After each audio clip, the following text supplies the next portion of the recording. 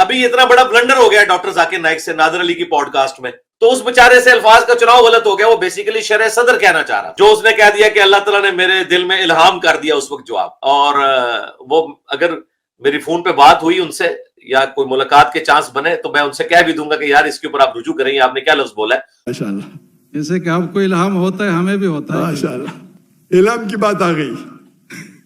میں نے تقریر کیا تھا، ابھی پوڈ کاسٹ کیا تھا، تو پوڈ کاسٹ کے بعد میرے بیٹے نے بولا ابا آپ نے کیا کیا، کیا کہا میں نے؟ تو الہام میں اللہ کی طرف سے مدد آتی، میں نے غلطی سے کیا اللہ کے رسول کی طرف سے مدد آتی. تو الہام میں اللہ کی طرف سے مدد آتی، میں نے غلطی سے کیا اللہ کے رسول کی طرف سے مدد آتی، اور میں ہوتا ہے نا سلپ آف دا ٹنگ. اس نے کلیتاً مرزا کی کلیریفیکیشن کو رد کر دیا. مرزا تو کہہ رہا تھا نا کہ وہ اس کو ڈینائی کر دیں کہ الہام نہیں ہوتا. ہاں اس نے ڈینائی کیا ہے، لیکن اس نے اس چیز کو ڈینائی کیا کہ میں نے کہا تھا الہام اللہ کی طرف سے آتا ہے، میری زبان سے نکل گیا کہ الہام جو ہے وہ رسول کی طرف سے مدد آتی ہے. جس چیز کا دعویٰ مرزا منگول کا تھا اس کو ڈاکٹر ذاکر نائک نے اسی طرح باقی رکھا. اس چیز کو اس نے قطعاً رد نہیں کیا. ہاں اپنے اس نے مذہب کے مطابق یہ کہا کہ رسول کی مدد نہیں آتی، اللہ کی طرف سے الہام تو آتا ہے. اس چیز کو تو وہ مان گیا. تو مرزا منگول اب شاہ سے زیادہ شاہ کے وفادار بننے کی کوشش مت کرو. بسم اللہ الرحمن الرحیم والصلاة والسلام علی سید الانبیاء والمرسلین. کشف و الہام کے مسئلہ میں ہم نے مرزا انجینئر کے سامنے ایک حقیقت کھول کر رکھی کہ اس مرزا منگول نے کشف و الہام کے مسئلہ میں پوری امت سے جداگانہ ایک سٹینڈ لے رکھا ہے، اور صدیوں کے اولیاء کرام، صوفیاء کرام سب کے خلاف جو بغض و عناد، نفرتیں برنا اور ان پر کفریات اور طرح طرح کے تبرے بولنا، ان سب کے پیچھے جو بنیادی لوچک ہے وہ یہی ہے کہ اولیاء کرام کشف و الہام کے قائل ہیں.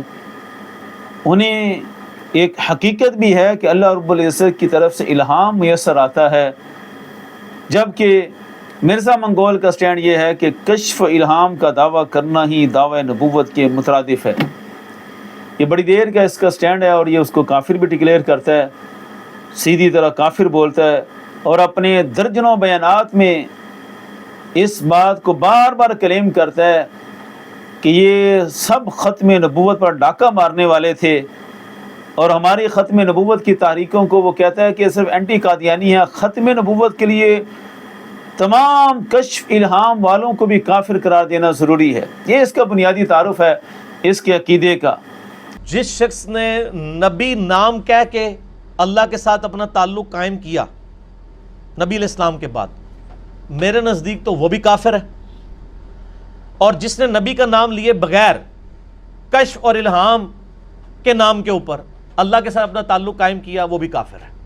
میرے ہاں تو کوئی گنجائش ہی نہیں ہے کسی کے اس طرح کی. اب ہم نے جب اس کی گرفت کی اور اس کے جو ممدوح اور مجدد ہیں اس کے نزدیک، ان کا دعویٰ کھول کر رکھا کہ جناب ادھر بھی آؤ، اب بات کرو. آگے سے مرزا کا کیا سٹینڈ تھا؟ مرزا اپنے ہی اسٹوڈنٹ کے سامنے بھی بس نظر آیا. ابھی اتنا بڑا بلنڈر ہو گیا ڈاکٹر ذاکر نائک سے نادر علی کی پوڈ کاسٹ میں، تو اس بیچارے سے الفاظ کا چناؤ غلط ہو گیا. وہ بیسیکلی شرح صدر کہنا چاہ رہا تھا، جو اس نے کہہ دیا کہ اللہ تعالیٰ نے میرے دل میں الہام کر دیا اس وقت جواب. اور وہ اگر میری فون پہ بات ہوئی ان سے یا کوئی ملاقات کے چانس بنے تو میں ان سے کہہ بھی دوں گا کہ یار اس کے اوپر آپ رجوع کریں، آپ نے کیا لفظ بولا ہے. اب یہاں بھی مرزا نے متضاد باتیں شروع کر دیں. ایک طرف کہا نہیں، اس کی مراد یہ تھی.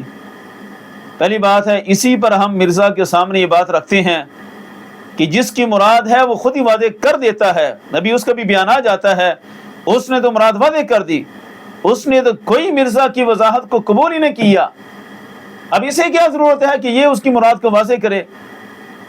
شرح صدر اور چیز ہے، الہام اور چیز ہے، یہ تو سارے جانتے ہیں. اور ایک بندہ سیدھا سادہ الہام کا دعویٰ کر رہا ہے، اور اس نے جو مذہب گھڑا ہوا ہے، دین منگول بنایا ہوا ہے، اس دین منگول کے اندر تو گنجائش ہی نہیں ہے. یا تو اپنے دین منگول میں جو اس نے قوانین مرتب کیے ہیں اس سے پیچھے ہٹے، اس میں گنجائش رکھے. ایک بندہ اتنا سری دین منگول کے نظریے کے مطابق دعوی نبوت کر رہا ہے، وہ یہ کہہ رہے نہیں اس کی مراد یہ تھی.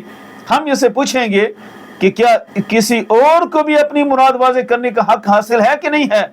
یہاں تو اس نے اپنے ممدوح کی مراد کو خود ہی تبدیل کر دیا، حالانکہ وہ خود اس کو رد کر رہا ہے. جس چیز کا مرزا نے دعویٰ کیا اس کی مراد یہ تھی، اس نے رد کر دیا، وہ مکمل طور پر ڈینائی کر رہا ہے. تو یہ مرزا کے سامنے آج یہ قانون رکھیں گے اور مرزا کو ماننا پڑے گا کہ جہاں اتنی صریح کفریہ عبارت اور کفریہ دعویٰ میں مرزا کو حق ہے کہ وہ اس کی تعویل کرے، وہاں اوروں کو بھی حق ہے کہ وہ ایسی چند عبارات کی تعویل کا اور اس کے حقیقی معنی کو پیش کرنے کا حق رکھتے ہیں. اگلی بات مرزا نے کی کہ میں رجوع کروا لوں گا، میں اسے کہوں گا کہ اس بات سے رجوع کریں. اب یہ بات پھر پھیل گئی. اللہ کا فضل ہے کہ جس چیز کو ہم نے چھیڑا اس کی گونج پھر بڑی دور تک پہنچی. آگے ذاکر نائک کا بھی بیان آ گیا. تو یہ جناب ذاکر نائک کی وضاحت ہے. ماشاءاللہ جیسے کہ آپ کو الہام ہوتا ہے ہمیں بھی ہوتا ہے. ماشاءاللہ الہام کی بات آ گئی. میں نے تقریر کیا تھا، ابھی پوڈ کاسٹ کیا تھا، تو پوڈ کاسٹ کے بعد میرے بیٹے نے بولا ابا آپ نے کیا کیا، کیا کہا میں نے؟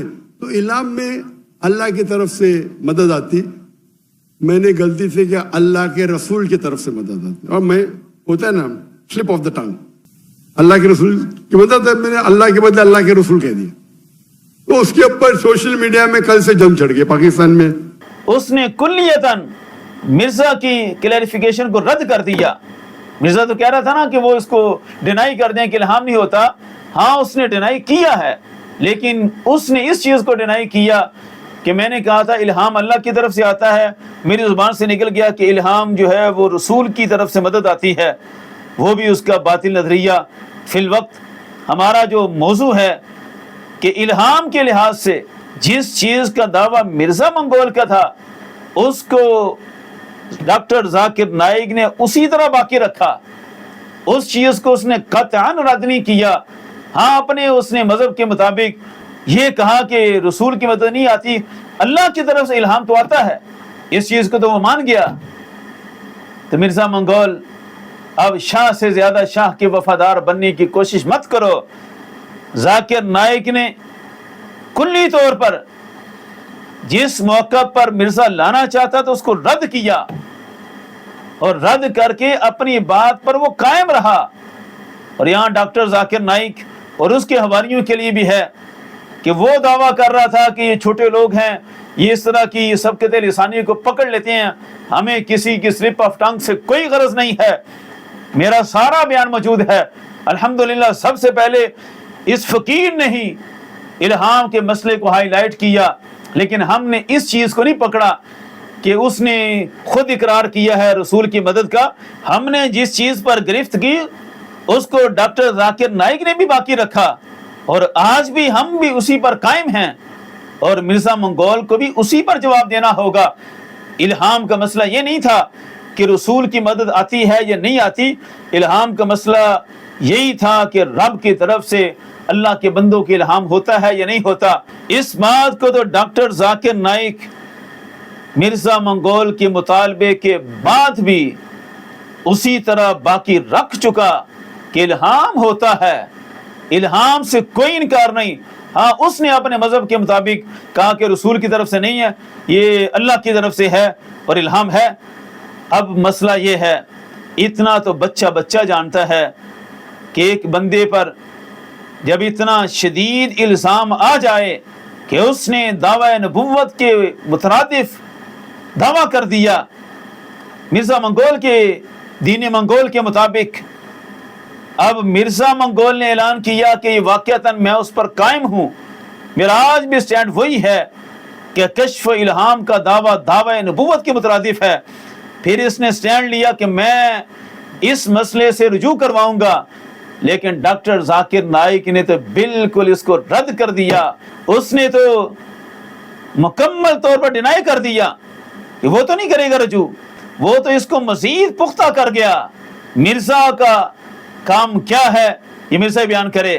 سادہ سے لفظوں میں جو دین اور شریعت کا معاملہ ہے اس کا تو قانون یہی ہے، اور مرزا کو بھی اس قانون کا اچھی طرح ادراک ہے اور تسلیم بھی ہے کہ ایک بندہ دعوی نبوت کرتا ہے، کلمہ کفر بولتا ہے، پھر اس کو توجہ دلائی جاتی ہے کہ یہ کلمہ کفر ہے، اس کے باوجود وہ کہتا ہے ہوتا ہے تو ہوتا رہے، میرا بیان اب بھی یہی ہے، تو پھر جناب کسی اسلامی اسکالر کے پاس کوئی گنجائش نہیں بنتی کہ وہ پھر اپنے موقع پر قائم رہے، چونکہ اب تعویل کی کوئی گنجائش نہیں، اب کسی کو رائے دینے کی کوئی گنجائش نہیں، اب فتویٰ لگانا اور شریعت کا حکم نافذ کرنا یہ کلی طور پر واجب ہو جاتا ہے۔ تو مرزا نے اعلان کیا تھا میں رجوع کرواؤں گا، اگر ڈاکٹر ذاکر نے کہا نہیں الہام ہے، رجوع کا معاملہ اس نے ختم ہی کر دیا۔ اب مرزا پر حق ہے کہ وہ اپنے سٹینڈ پر قائم رہے۔ کتنے ہمارے صوفیہ کرام کی عبارات جن کی صدیوں سے جو مراد ہے، طویل چیز نہیں، طویل اور چیز ہے، ہم مراد کو واضح کر رہے ہیں کہ ان کی مراد یہی تھی، اور صدیوں سے امت نے اسی مراد کو لیا، کسی نے فتوے نہیں لگائے، کسی نے ان عبارات پر اتنے شدید فتووں کی بات نہیں کی، لیکن مرزا منگول آج صدیوں بعد اٹھ کر ان باتوں کو لے کر دن رات شور مچاتا ہے، اور کفر، گستاخی، دعوی نبوت اور توہین رسالت سے نیچے آتا ہی نہیں ہے ان عبارات پر۔ پھر اس کے سامنے جب مراد رکھی جاتی ہے تو تسلیم کرنے کے لیے تیار ہی نہیں ہوتا، کہتا نہیں کوئی مراد نہیں مانی جائے گی، یہی ہے جو میں سمجھا ہوں۔ اور ادھر عالم یہ ہے کہ اس کے سامنے جیتا جاگتا بندہ آن کیمرہ پوڈ کاسٹ میں وہ کوبرا صاحب کے سامنے وہ اعلان کر چکا الہام کا، اور اتنی پبلک کے سامنے اپنے اعلان کا اعادہ بھی کر چکا کہ الہام ہوتا ہے، لیکن اس کے باوجود اور مرزا کہہ بھی چکا کہ میں رجوع کرواؤں گا۔ رجوع کروانے کا مطلب یہی ہے کہ جرم تو ثابت ہے، مرزا اقرار کر چکا کہ جرم ہوا ہے، رجوع کرواؤں گا، لیکن مجرم اب جرم کا اقرار بھی کر چکا اور جرم سے توبہ کرنے کا انکار بھی کر چکا۔ اب کیا چیز باقی ہے کہ مرزا ادھر تعویلیں کرتا ہے، ادھر سارا دین بدل دیتا ہے، اور جن صوفیہ کرام کی عبارات کی صدیوں کی تعویلوں سے ہٹ کر حقیقی مرادیں وہ پوری امت پیش کرتی آئی اور آج تک وہ پیش رہیں، ادھر قبول نہیں کرتا، ادھر ڈینائی کرنے والے کو بھی کہتا نہیں میری تعویل مان لو، ادھر ان کی تعویلوں کے باوجود کہتے نہ مانو۔ تو دین کیا دوہرا معیار، یہ کس چیز کی علامت ہے؟ دو رنگی چھوڑ یک رنگ ہو جا، یا سراسر موم ہو یا سنگ ہو جا۔ مرزا منگول یہ ہے ڈاکٹر ذاکر نائک، اور تمہارا جو حقیقی رخ ہے وہ دنیا کے سامنے پیش کر دیا، باقی رہے تمہارے وہ کشف الہام کے بارے میں دلائل، وہ کہیں کہ کہیں تم نے زمین و آسمان کے کلابے ملانے کی کوشش کی، تم سمجھتے ہو میرا وہ بڑا ماسٹر پیس ہے، ان ساری باتوں کا بھی ہم جواب دیں گے، کوئی ماسٹر پیس نہیں، تم نے سارا ہی خلط مبحث کیا، جھوٹ پہ جھوٹ بولے، تمہیں صرف ایک چیلنج دیتے ہیں، تم نے حدیث مبارکہ سے یہ ثابت کرنے کی کوشش کی کہ کشف الہام کا دروازہ اب بند ہے، نبی پاک صلی اللہ علیہ وسلم کی حیات مبارکہ کے بعد کبھی نہیں آ سکتا، اس پر کلام کرنے سے پہلے ہم تمہیں ایک چیلنج دیتے ہیں کہ اے مرزا تم نے کہا کہ کشف الہام کا دروازہ بند ہے امت میں، حدیث مبارکہ کی روشنی میں علامہ ابن حجر اسقلانی کی عبارت پیش کی، تم نے کہا میں نے پڑھی ہوئی ہے، مجھے کوئی فرق نہیں پڑتا، ہم کہتے ہیں کہ تم نے جو حدیث مبارکہ سے سمجھا، اور تمہاری عربی دانی کتنی ہے کہ حدیث مبارکہ سے ڈائریکٹ صرف و نحو، بلاغت، اصول، ان کے قوانین کے مطابق تم خود اس کا معنی معین کرو، یا پھر صدیوں سے جو ان علوم کے ماہرین اور ائمہ گزرے وہ حدیث مبارکہ کا معنی معین کریں۔ ہم تمہارے سامنے اتنی سی بات رکھتے ہیں کہ اسلام کی 14 صدیوں میں ایک بندہ پیش کرو جس نے حدیث مبارکہ سے یہ سمجھا ہو کہ الہام کا دروازہ امت پر بند ہو چکا، اور الہام جو ہے وہ دعوی نبوت کے مترادف ہے، ایک بندہ صدیوں میں پیش کر دو، پھر بات آگے چلاتے ہیں۔ رہی بات تم نے کہا کہ کشف الہام یہ کون سا قرآن و حدیث کی ٹرم ہے، قرآن و سنت میں کہاں آیا؟ पहले कश्फ और इल्हाम का लफ्ज जरा कुरान और सुन्नत में साबित करें ना। तो ये भी तुम्हारी जहालत की बहुत बड़ी अलामत है। अपने सामने रखी हुई मुस्लिम शरीफ को खोल लेते, काल इब्न वहब तफसीर मुहद्दिसुन मुल्हमुन, ये जो मुहद्दिस के अल्फाज हैं इसका माना मुहद्दिसीन यही बयान करते आए हैं कि मुहद्दिस का माना ही मुल्हमुन है। तो कुरान और सुन्नत में भी इसका सारा सबूत मौजूद है। कहाँ तक झूठ बोलते जाओगे, कहाँ तक कौम को बेवकूफ बनाते जाओगे। पूरी उम्मत के सुलहा, सालिहीन, सूफिया, औलिया कामिलीन सबके ऊपर ही एक मसले में तुम्हारे यहाँ खत्म नबूवत के डाके, कुफर और कितने कितने खलीस दावे हैं तुम्हारे। इनके लिए हम कहते हैं बस एक बंदा पेश कर दो।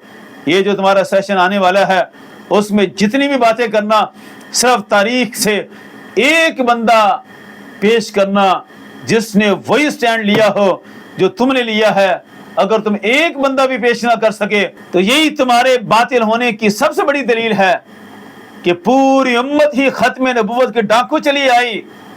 सारे मुहद्दिसीन अपनी किताबों में खत्म नबूवत के डाके लिखते आए। कहाँ चले गए वो मुजद्दिदीन? कहाँ गए जिन्होंने हर सदी के आखिर में दीन जिंदा करना था? कोई एक बंदा भी ना आया कि जो उम्मत को इतना बड़ा खत्म नबूवत का डाका, इतना बड़ा ब्लंडर जो होता रहा उससे रोक सके। 14 सदियों बाद एक ही बंदा आया। ये अब तुमने साबित करना है, फिर इस पर इंशाअल्लाह बात आगे चलेगी। दुनिया में लगाने निकले हैं।